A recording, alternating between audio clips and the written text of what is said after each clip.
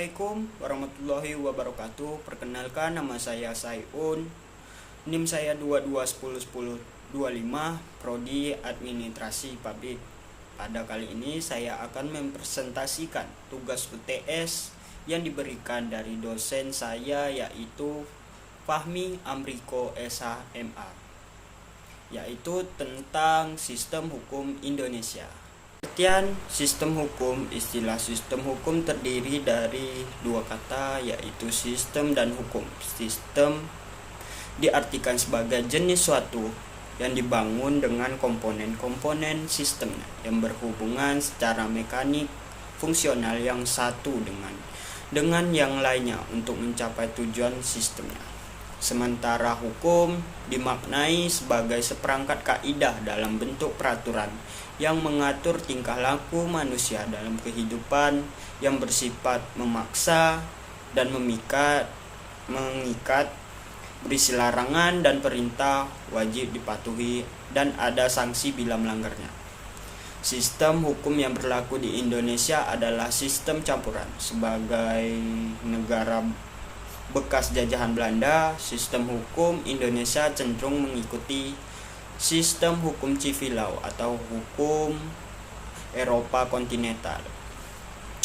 Sistem hukum sebagai suatu sistem adalah suatu susunan atau tatanan teratur dari aturan-aturan hidup di mana keseluruhan bagian atau komponennya berkaitan satu dengan lainnya. Menurut para ahli Lauren M. Friedman, sistem hukum dibagi menjadi tiga komponen. Satu, komponen struktural, bergerak di dalam suatu mekanisme, lembaga pembuatan undang-undang, pengadilan, penegak hukum, badan yang berwenang menerapkan hukum. Nah, yang kedua, komponen substansi, dan ketiga, komponen budaya hukum, sikap publik warga masyarakat beserta nilai-nilai yang dipegang hukum keluarga, hukum waris. Nah, jenis-jenis hukum. Satu, sistem hukum Eropa kontinental. Sistem hukum Eropa kontinental adalah jenis hukum yang ditandai dengan adanya berbagai macam ketentuan hukum yang disusun atau dirancang secara sistematis, kemudian ditafsirkan oleh hakim dalam penetapannya. Nah, dan kedua, sistem hukum Anglo-Sakson. Sistem hukum Anglo-Sakson adalah jenis sistem hukum yang diturunkan dari hukum khusus seperti keputusan hakim yang sebelumnya menyelesaikan suatu kasus yang kemudian menjadi dasar keputusan hakim. Dan ketiga, hukum adat atau hukum kebiasaan. Hukum yang biasa digunakan di hampir semua negara adalah seperangkat aturan yang dan diatur atau kebiasaan khusus yang berlaku di daerah tertentu.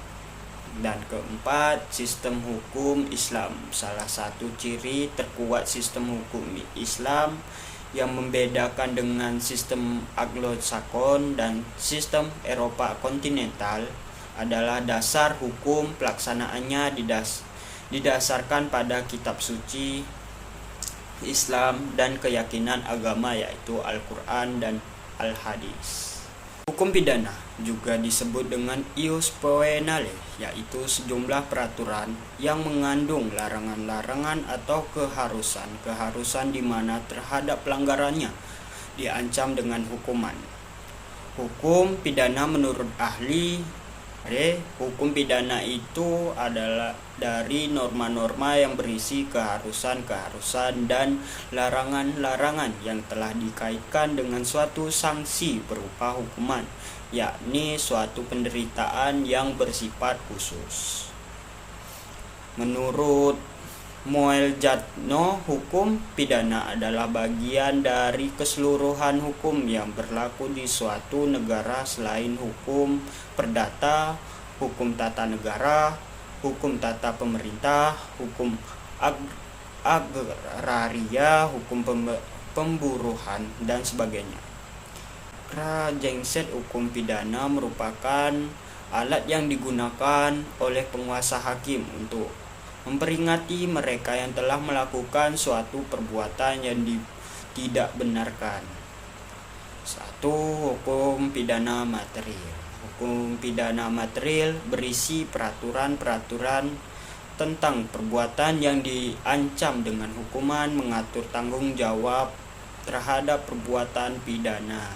Hukum apa yang dapat dijatuhkan terhadap orang-orang yang melakukan perbuatan dan bertentangan dengan undang-undang. Dan kedua, hukum pidana formil. Nah, hukum pidana formil merupakan sejumlah peraturan-peraturan yang mengundang cara-cara negara mempergunakan haknya untuk mengadili serta memberi keputusan terhadap seseorang yang diduga melakukan tindakan pidana. Sekian, terima kasih presentasi saya. Jika ada salah kata, mohon dimaafkan. Assalamualaikum warahmatullahi wabarakatuh.